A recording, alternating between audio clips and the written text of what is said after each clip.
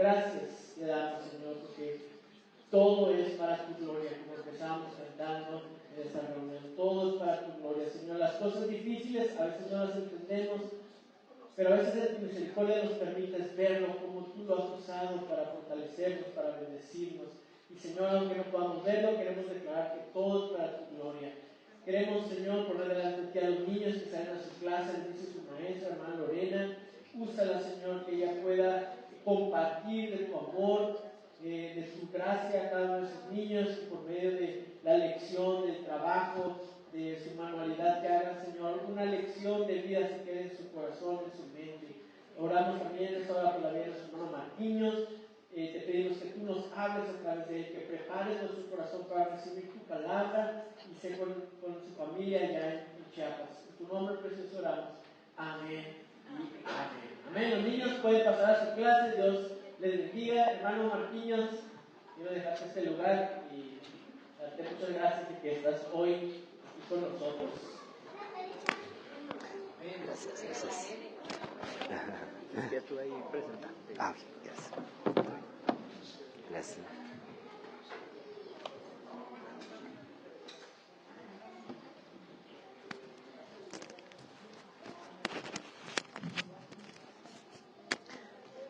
Muy buenos días. Es un gusto para mí estar con ustedes en esta mañana todavía. Ha sido un privilegio conocer aquí a los hermanos. Pues estoy platicando un poquito más con el pastor Isaac. Ayer ya estamos en búsqueda de una brasileña para él.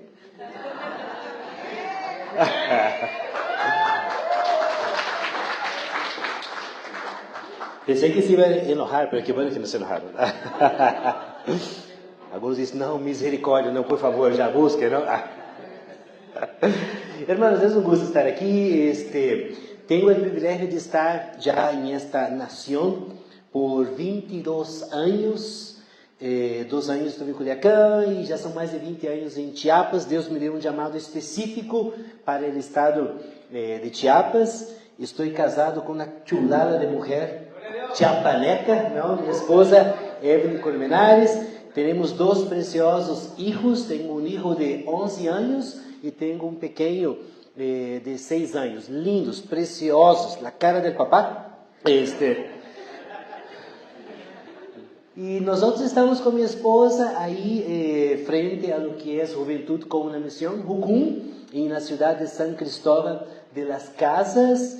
Dios me dio el privilegio de pionerar ese trabajo, cuando todavía no se conocía de Jucum, allá en Chiapas. Nos tocó abrir puertas ahí. Gracias a Dios ahorita ya son muchos equipos que van para allá, lleva sus EDs, sus escuelas superiores de entrenamiento. Entonces ahí estamos, sirviendo la iglesia juntamente con nuestros hermanos chiapanecos en los altos de Chiapas. Y todos que dicen los altos de Chiapas son puros chaparritos, ¿no? Pero estamos ahí en las montañas. La ciudad de San Cristóbal de las Casas está a 2.200 metros de altura, un clima muy rico, precioso. Ojalá que un día un grupo valiente de aquí se anime para hacer una visita, una experiencia misionera allá con nosotros. Son muy bienvenidos.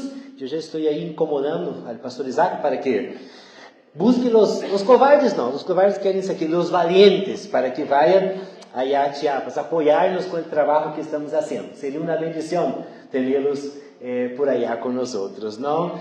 Bueno, quiero compartir algo con ustedes esta mañana. Siempre es un privilegio. Son exactamente las 12 en punto. Me dijeron que tengo hasta las 3:30 de la tarde, así que voy a tratar de ser lo más breve posible. Siempre es un problema para los predicadores eso, ¿no? Dice que van a ser breve y termina tardando. Pero voy a tratar de respetar el tiempo y quiero ver con ustedes una pequeña porción de la palabra de Dios en esa mañana. Después que ya estuvimos alabando al Señor, me gustó mucho la alabanza, preciosa. Me recordó cuando yo todavía tocaba en la alabanza. Tocaba el saxofón en mi iglesia allá en Brasil. Toqué por algunos años. Y ahora vemos los instrumentos, pues me me recordou esse tempo, não? Muito precioso. Mas vamos ver agora um conselho da palavra de Deus para nós outros. Se gusta acompanhar-me aí, por favor, em el Evangelho de Juan, Juan capítulo 7, e vamos a ler aqui, por mientras, 2 versículos. E vamos a ver, que é o que o Senhor tem aqui, pois, para hablar a nosso coração nessa manhã, não? Juan capítulo 7, versículo 37 e o versículo 38. Diz assim, acompanha comigo, por favor, mantenha sua Bíblia aberta, não a cierre, vamos estar vendo algumas coisas aqui. E o versículo 37 do capítulo 7 do Evangelho de Juan diz: em el último dia, el gran dia de la fiesta, Jesús, puesto em pé, exclamou em alta voz: si alguém tem sed, que venga a mim e beba. E el que crê em mim, como ha dicho la Escritura, de lo mais profundo de su ser brotarão rios de água viva. De água viva. Agora, meus queridos, vamos a ver um pouquinho, não? Uma das principais regras da interpretação bíblica, para um teólogo que faz as coisas sérias, é mirar um texto em base a seu contexto, porque um texto fora de contexto só serve como pretexto, para dizer o que quiera, não? Mas uma das coisas que nosso querido John Stott dizia é que uno, sim, pode dizer o que seja com as Escrituras, sempre e quando não tenha escrúpulos para nada. Mas quando alguém é sério e quer de verdade dizer o que a Bíblia diz, uno tem que estudar, tem que mirar o contexto e dizer o que a Bíblia quer dizer, e não o que uno quer dizer. Assim que vamos ver um pouquinho aqui desse contexto, não? Se nós miramos o princípio do capítulo 7, aí em sua Bíblia, diz que Jesus andava por Galileia. Galileia estava na parte norte de Israel, não? E diz que os judeus procuravam matá-lo. Agora, isso era em Judeia, que era na parte sul. Agora, quando diz aqui que os judeus procuravam matá-lo, não está falando de qualquer judeu, porque Jesus era judeu, seus discípulos eram judeus, todos eram judeus. Está falando de los religiosos da época, os fariseus, os escribas, aqueles que representavam a autoridade eclesiástica de Israel. Queriam matar a Jesus. Por quê? Porque tinha envidia de que a gente escutava mais a Jesus, seguia mais a Jesus que a los rabinos, a los maestros de la lei. Então, diz que estava cerca uma das festas. Havia muitas festas em Israel. De hecho, havia muitas comemorações. E muitas dessas festas, obviamente, se hacía em Jerusalém, na cidade santa, não? Era a festa dos tabernáculos, a festa das enramadas. Havia 3 festas importantes, havia muitas festas, mas 3 festas que eram as mais importantes em todo Israel. E vocês se vão acordar. Uma delas era a Páscoa. Outra festa muito importante era a festa del Pentecostés. E a outra festa é essa festa aqui, não? Del tabernáculo, que se hacía normalmente mais cerca do final do ano. De hecho, este ano está caindo essa festa mais ou menos no mês de outubro, entre 16 e 23 de outubro, eles vão estar comemorando, não? Essa festa de los tabernáculos. E diz que o contexto que nós temos aqui, não? Que seus irmãos chegam a Jesus e lhe dizem, está a princípio do capítulo 7, não? Mira, por que não vas a la festa? Se tu queres dar-te a conhecer o mundo, não? Pues vê, já que tu haces essas coisas, interessante como diz o texto, já que tu haces essas coisas, vê e muéstrate ao mundo. E Jesus disse, não, pues eu não vou ahorita, vê ustedes, eu todavía não vou para allá. Pero estos sus hermanos habían dicho porque no creían en él, no creían en Jesús. Y en el versículo 10, Jesús va en secreto. Versículo 10 do capítulo 7 estamos, não? Jesus vai em secreto a essa festa, sem que nada supiera de que ele estava aí. Y en el versículo 14 dice que en la mitad de la fiesta, Jesús subió al templo y se puso a enseñar. Ahí estaba enseñando en el templo, sabiendo que había envidia, sabiendo que la gente quería matarlo, ¿no?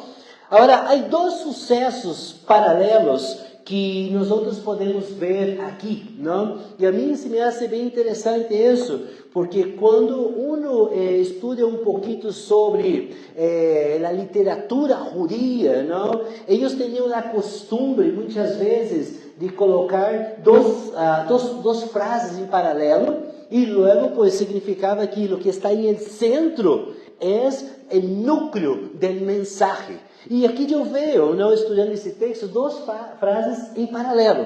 El versículo 32, se acompaña conmigo ahí. Dice, los fariseos oyeron a la multitud murmurando esas cosas acerca de él. O sea, la multitud estaba diciendo, ¿será que no es ese el Cristo? No, pero ¿cómo va a ser el Cristo? No se supone que el Cristo va a venir de Belén, ¿no? Ese es de Nazaret no sale nada bueno. Y ahí están platicando y platicando la gente, ¿no? Entonces, versículo 32, entonces los principales sacerdotes y los fariseos enviaron guardias para que lo prendieran. Pero si tú sigue un poquito más ahí, si usted va un poquito más para adelante, llegamos al versículo 45. Y el versículo 45 dice, entonces los guardias vinieron a los principales sacerdotes y fariseos, y estos le dijeron, ¿por qué no lo trajeron? O sea, en el versículo 32, los guardias son enviados para prender a Jesús. Y pasa todo eso que nosotros vamos a ver aquí ahora, ¿no? Todo ese acontecimiento tremendo. Y el final, digamos, del día, llegan los guardias con las manos vacías. Y pregunta, ¿por qué no prenderon a Jesús? Y los guardias van a decir aquí para él, pero es que nunca vimos a alguien que hablara como este. E já empiezam os fariseus a dizer para eles, não, vocês não conhecem nada, esta gente que é maldita, que não conhece a lei, creem em ele. Pero bueno, agora vamos a detenernos aqui, tantito, em lo que é o versículo 37 e o versículo 38, não? Em el último dia, el gran dia de la fiesta, Jesús, puesto em pé, exclamou em alta voz. É importante observar essas palavras. Exclamou, gritou. O texto original em grego aqui não dá uma ideia de que alguém que para aqui assim e grita forte. Essa é a ideia do texto no original, não? El que crê em mim, como ha dicho a Escritura, de lo mais profundo de su ser brotarão rios de água viva. Agora, vamos analisar estes dois versículos e construir um puente aplicacional, um puente para nossa vida. Hoje, como podemos aplicar isto a nossa vida em los dias atuais? Todos os que escutavam aqui, primeira coisa que vamos a ver, no, número 1 aqui, todos os que escutavam eram judíos. Todos eram judíos religiosos que haviam ido a la fiesta del tabernáculo, uma fiesta estipulada por Deus. Não estamos falando de gente que não era religiosa, não estamos falando de gente que não conhecia o significado da fiesta, não estamos falando de gente que estava aí tragando mosca, não. Era gente que havia ido para a fiesta, judíos que haviam observado, alguns vinham de outras partes do mundo, para estar em esse momento tão especial. Número 2, que podemos ver aqui, é importante entender, em este último dia, o grande dia da fiesta, não? O grande dia. Por que disse o último dia, o grande dia? Em algumas Bíblias vai dizer, em el momento mais solene, o mais importante, o dia mais importante da festa, não?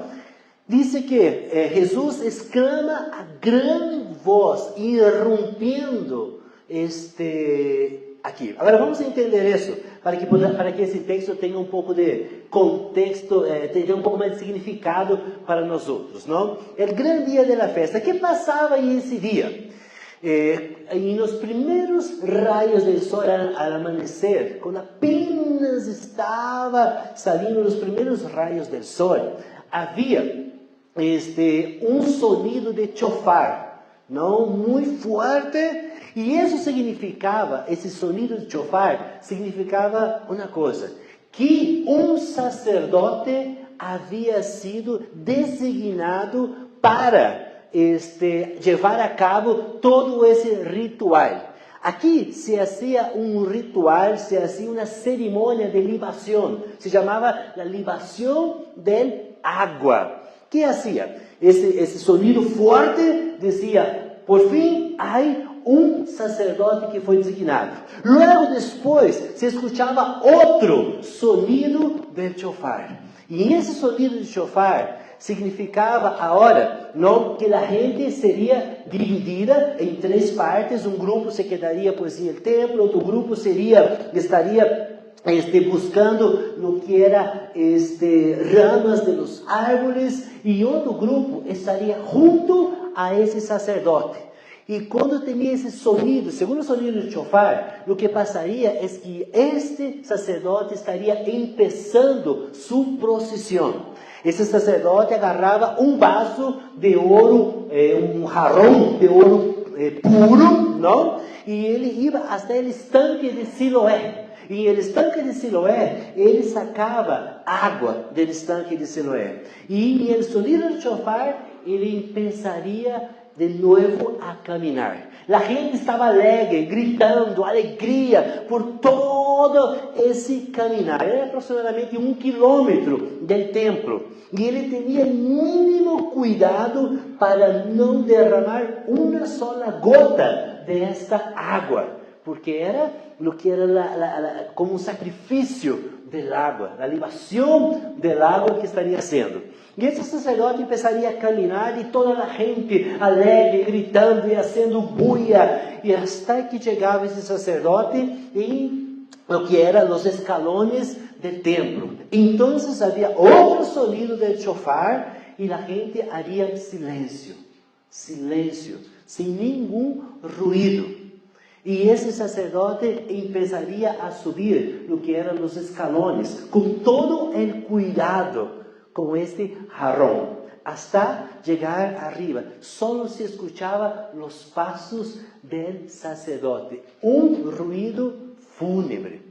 Quando esse sacerdote chegava aí arriba e agarrava esta água e lo dividia em 2 jarrones mais, não? E esses jarrones eram derramados aí sobre o altar para fazer o que era esse sacrifício, e se esparcia. E havia um sonido de chofar para avisar que era para que a gente pudesse fazer muito ruído. E a gente começava a gritar, e havia muita buia. Estou resumindo todo isso, não? Porque é um pouco mais largo a cerimônia.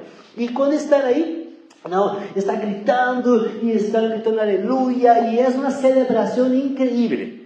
Pero quando ele vierte el agua, justamente en el momento de vertir el agua, antes de echar el agua sobre el altar, havia um sonido del chofar muito peculiar. E esse sonido del chofar significava que a gente teria que fazer silêncio, pero um silêncio total. Exatamente, e nesse momento de silêncio, quando já se ia a vertir a água sobre 2 sacerdotes que haviam sido designados, era como a oportunidade de sua vida, iam a echar sobre o altar, e estava esse silêncio. Nadie se escuchava, todo callado. Se escucha uma voz em meio de la multitud que dice: el que tiene sed, que venga a mí y beba. El que cree en mí, como ha dicho la Escritura, de lo más profundo de su ser brotarán ríos de agua viva. Hermanos, só não lo mataram aí a Jesus por milagre. Ele irrompe em meio de uma cerimônia que nadie ousava nem sequer toser. De tão fúnebre que era esse silêncio. E Jesus grita em esse momento. Sabe o que Jesus está dizendo? Ele irrompe em meio do silêncio total, quebrando todo o rigoroso protocolo cerimonial que havia, para dizer que Ele é a água viva. Ele representa toda essa cerimônia da libação da água, representava a Jesus. Ele dá significado a isto. Assim que quando vocês leem esse texto de novo, seguramente nunca lo vão ler da mesma maneira. Isto era o que Jesus estava dizendo. Esse é nosso Jesus, el água viva. Eu estava escutando os testemunhos aqui, não? E é isto, esse é Jesus, que vem a saciar nossa sede. Agora, quero que veamos outro ponto aqui. Diz Jesus, se alguém tem sede, sede normalmente é sede de água. Há alguns aí que têm sede de Coca-Cola, mas isso não é sede, não? Na verdade. Um elemento básico, água, um elemento básico para a supervivência humana, não? Sede, de lo mais básico para a supervivência del pueblo. Sabe, uma das coisas que nós outros necessitamos para saciar esta sede, identidade e propósito. Quando nós outros não entendemos nossa identidade, nosso propósito, nós outros vamos estar sedentos de muitas coisas. Israel era uma nação dominada por Roma, sem liberdade. Eles tinham sede de ter sua própria identidade, de ter seu próprio propósito como nação, de ter liberdade como nação. Sabe o que Jesus está dizendo para eles? Eu puedo saciar esta sede. Anelava por um libertador, por uma independência, por justiça. E Jesus está dizendo que Ele é todo isso. Nós outros anelamos por justiça, por paz, não? Nosso espírito anela por Deus. Se alguém, hermanos, quem de nós outros não anelamos por paz? Quem de nós outros não anelamos por um mundo melhor? Quem de nós outros não anelamos por justiça social? Quem de nós outros não anelamos por ver os niños que estão sofrendo em meio da guerra, ter paz e sair de esto? Todos nós outros anelamos por um mundo melhor. Todos nós outros anelamos, às vezes, por coisas que estamos passando em nossa vida, por dificuldades, por lutas, por problemas, e todos passamos por problemas, todos temos lutas. Todos anelamos que não houvera enfermidade, que a gente não tivesse que morrer de uma enfermidade terminal. Todos nós outros anelamos isto. Se alguém tem sede, disse Jesus aqui, que venga a mim. Agora pensamos nessa frase, que venga a mim, que venga a mim. E aqui, creio que há algo importante para nós outros. Não é em la igreja. Jesus não disse, se alguém tem sede, que vá ao templo. Se alguém tem sede, que vá à igreja. Se alguém tem sede, que escute um culto. Todo isso é bom e importante. E está desenhado para levar as pessoas a Jesus. Pero, não é a igreja a solução, não é o culto, não é a alabança, por mais precioso que essas coisas sejam. Há gente que vem a nossas igrejas, pero não tiveram um encontro verdadeiro com a água de vida, com Jesus. Temos que levar a gente a Jesus. Temos que levar a água viva a gente. Muitas vezes nós outros estamos aí cômodos, sentados, desfrutando de uma alabança tão preciosa, linda como essa, e é bonita, não? Pero cuidado, irmãos, que a igreja não se torne um clube social, onde venimos para satisfazer nossos desejos egoístas. A igreja não foi criada para isto. A igreja foi criada para llevar el agua de vida al sediento. Y no esperar que el sediento descubra dónde está el agua de vida, porque la iglesia no es el agua de vida. El agua de vida es, y la iglesia fue diseñada para llevar el agua a esas personas que están sedientas. Quizás están más cerca de ti de lo que puedes imaginar. Quizás es algún miembro de la familia, quizás es alguien de tu trabajo, quizás es alguien de tu escuela, quizás es un vecino que está ahí. Tú lo ves con su carrazo, su casa preciosa, y se está muriendo de sed, porque no ha encontrado el agua viva. No es la denominación, no es la religión, no es el sistema, no es una ideología. Es una persona. El agua es Jesús. Que venga a mí. Es Jesús la respuesta, el lugar seguro, el camino, la verdad, la vida. De hecho, Juan 14:6 dice, Jesús dijo eso. Yo soy el camino, yo soy la verdad, yo soy la vida. Es Jesús la respuesta. Y no podemos quedar con Jesús para nosotros. ¿Por qué estoy en México? Porque tenía una mexicana preciosa esperando por mí. Bueno, pues yo no sabía eso, ¿no? Y gloria a Dios. Pero no fue por eso que vine a esa nación.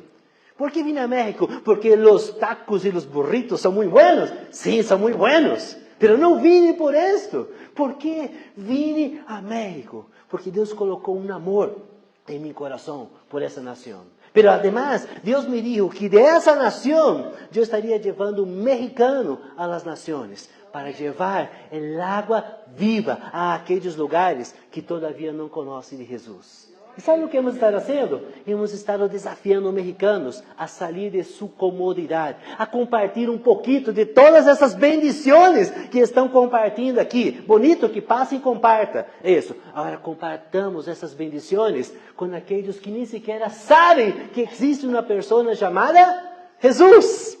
Como igreja temos que despertar-nos para levar essa bendição a outros hermanos.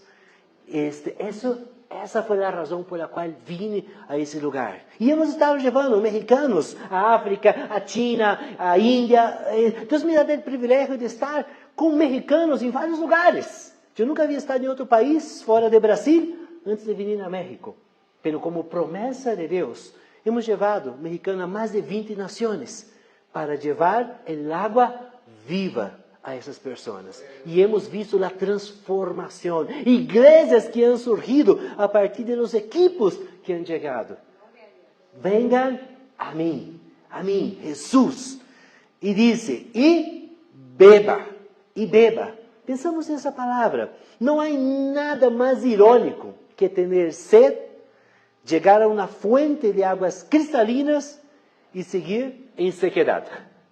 Hermanos, não há nada mais irônico que isso. Estar de frente del agua e estar muriendo de sede. Assim que se nós outros temos sede, recordemos, Jesus está ao nosso lado. Não aqui dentro da igreja. Agora está aqui com nós outros, mas também está em tu quarto. Está aí, ao lado de tu cama. Está aí junto a cada um de vocês. E este Jesus é que pode matar nuestra sed, quitar la sequedad de nuestros labios, de nuestro desespero. Él está ahí con nosotros. Muchas veces tenemos esta agua viva frente a nosotros y algunas veces estamos ahí muriendo de sed. ¿Por qué? Porque no bebemos. ¿Cómo podemos beber? ¿Cómo podemos beber esta agua? Cada vez que nosotros vamos a la Biblia, cada vez que nós outros agarramos esse livro, e começamos a ler, e tratamos de estar analisando, tratamos de estar conhecendo, o que significa isso, o que é o que Deus quer para mim. Cada vez que eu estou aí, de rodillas, parado, sentado, como seja, hablando com Deus, eu estou bebendo. Agora, a pergunta é, para nós outros nessa manhã, que tanto hemos bebido desta palavra? Que tanto hemos bebido? Temos aí a fuente de água viva. Jesus é a verdade. A palavra de Deus é a verdade. Jesus dijo, Juan 8:32, e conocerão a verdade os hará livres. Pero Jesús también dice que Él es esa verdad. Juan 14:6, yo soy el camino, la verdad y la vida. Pero en Juan 17, versículo 17, Jesús dice también eso, santifícaos en la verdad. Tu palabra es la verdad. La palabra de Dios es la verdad. Así que Jesús y la palabra es lo mismo. Juan dice que el verbo se hizo carne. Y verbo es la palabra logos, o sea, significa palabra. La palabra se hace carne. La pregunta es, mis queridos, para nosotros, ¿qué tanto estamos bebiendo de ese libro? ¿Tienes un tiempo diario? ¿Tiene usted un tiempo diario para beber de ese libro? A veces estamos reclamando y luchando y batallando, y aquí está la fuente, ahí, llena de polvo, guardada en un cajón. O nada más, pues,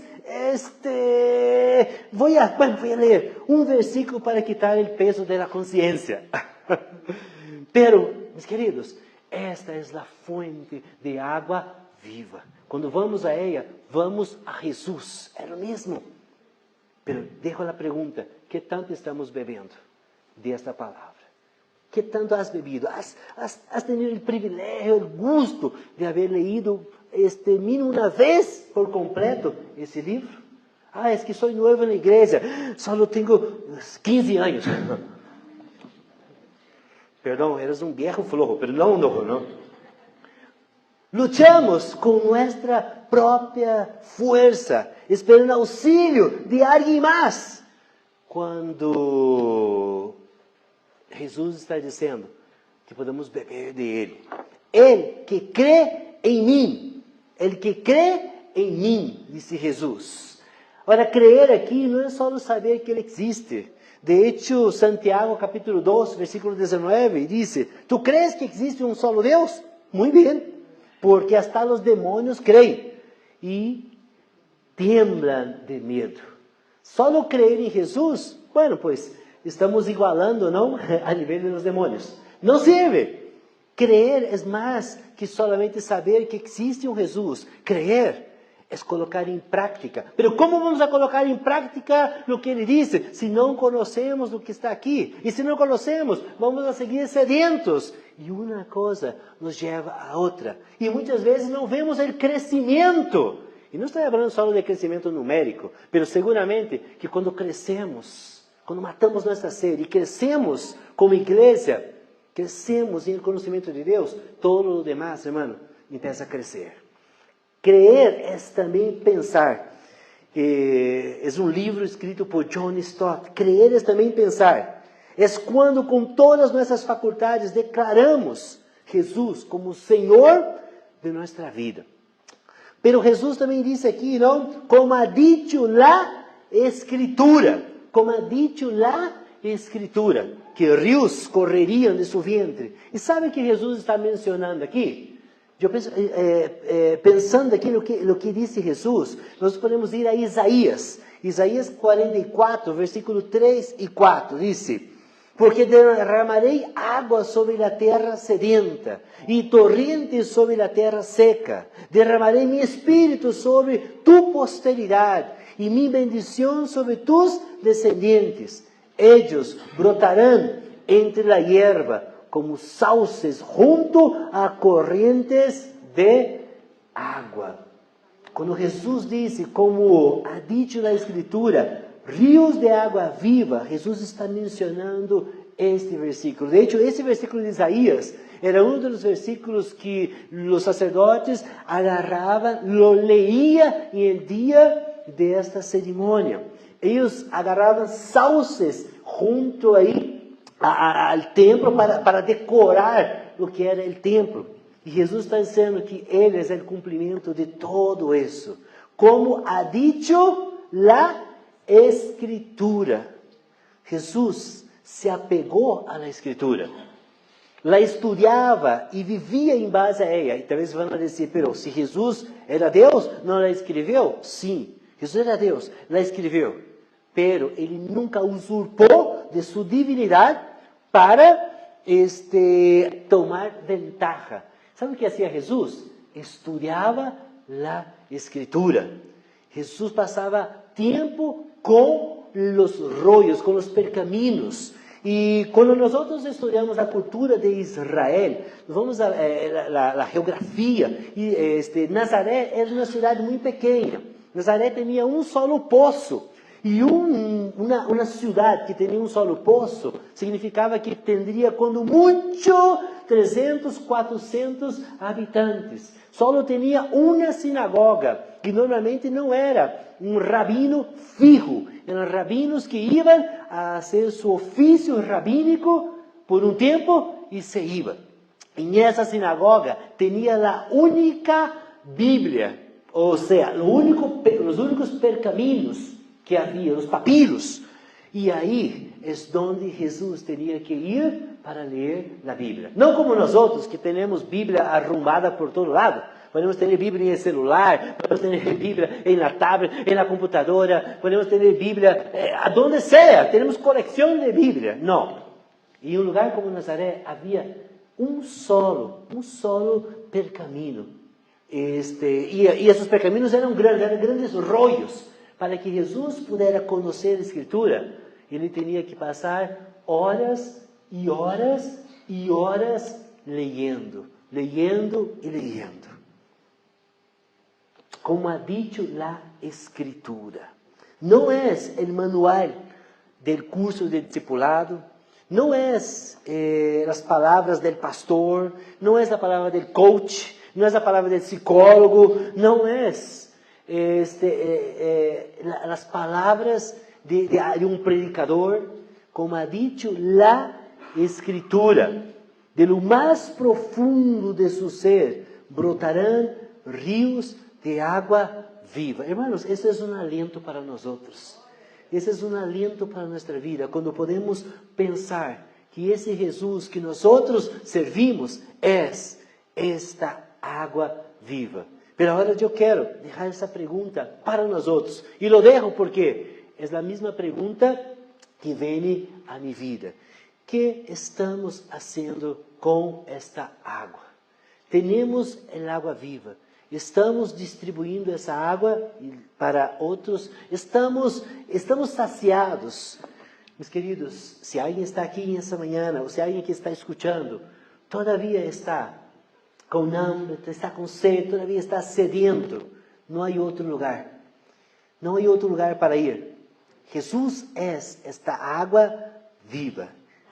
Se alguém tem sede, a pergunta para nós outros, regressando a essa parte do texto, se alguém tem sede, alguém poderia dizer aqui: eu estou completamente saciado, me sinto perfeito e para mim o mundo está perfeito como está.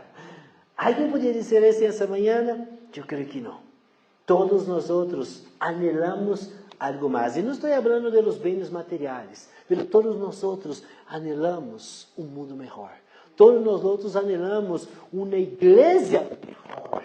Todos nós outros anelamos uma família melhor. Todos os padres que estão aqui anelam hijos bem-sucedidos. Hijos que venham a ser quizás profissionistas, que venham a ser gente de bem. Nadie anela que su hijo esté descarriado fuera de los caminos del Señor. Si es un padre que ama a sus hijos. Si alguien tiene sed, nosotros tenemos sed. Nosotros tenemos sed. Pero, ¿será que estamos también pensando en aquellos que tienen sed y no conocen la fuente? ¿Será que alguna vez ha parado usted para pensar, ¿quiénes son aquellos que tienen sed? ¿Qué puedo hacer por aquellos que tienen sed? ¿Ha parado alguna vez para analizar cómo usted puede saciar esta sed? O sea, no que pueda saciar la sed de su corazón, pero usted puede llevar lo que es esta agua viva, que ya fue dada a usted y a mí de manera gratuita, a aquellos que todavía no conocen. Estava em África, em um lugar chamado Guiné-Bissau, e estávamos predicando para um pueblo chamado, uma isla chamada Cobiana. Essa isla chamada Cobiana era una de las islas, era uno de los lugares más temidos en todo el país. El pastor que estaba trabajando ahí nos comentó, la gente de Cobiana es la gente más temida, porque aquí están los principales brujos de toda la nación. Cuando una persona de Cobiana camina por las calles de la ciudad, toda la gente, cuando sabe que es de Cobiana, la gente tiene miedo y no hace nada, a veces ni siquiera se acerca a ellos, porque sabe que ahí están los principales brujos de la nación. Y ese pastor fue orientado por Dios para empezar una iglesia en ese lugar. Pero ellos no querían iglesia, pero ellos querían que sus hijos aprendieran a leer y escribir. Entonces el pastor ofreció empezar una escuela y enseñar a sus hijos a leer y a escribir. Y nos llevó para allá, para una experiencia misionera. Estuvimos algunos días durmiendo con ellos. Y nosotros fuimos hicimos actividad con los niños, hicimos actividad ahí para la comunidad y salimos a practicar con la gente. Y nosotros descubrimos que habían personas ahí en ese entonces, que estaba apenas empezando ese trabajo, que nunca habían escuchado el nombre Jesús en su vida. Nunca habían visto en su vida una Biblia. Ni siquiera sabían leer y escribir. Nunca habían escuchado la historia de un Dios poderoso, criador de los cielos y de la tierra, que había enviado a su Hijo para morir por ellos. Ellos ni siquiera el nombre de Jesús habían escuchado en la vida.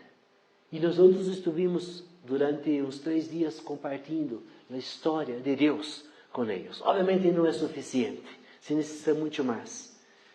Mis queridos, hay muchos lugares en el mundo que todavía están así, que nunca han escuchado el nombre de Jesús, que no tienen un solo versículo de la Biblia traducido para su idioma.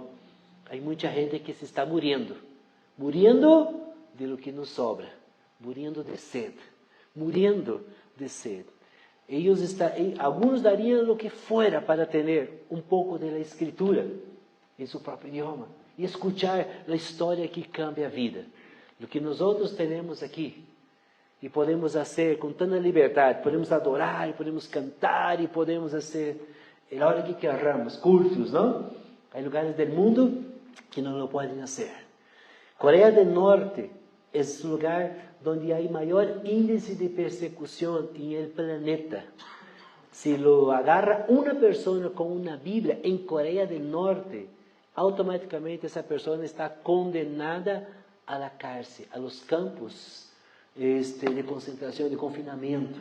Muchos de ellos que son predicadores mueren, no salen de ahí, por tener una Biblia. Está completamente prohibido la predicación del Evangelio. Hay una lista de 50 países con mayor índice de persecución en el mundo.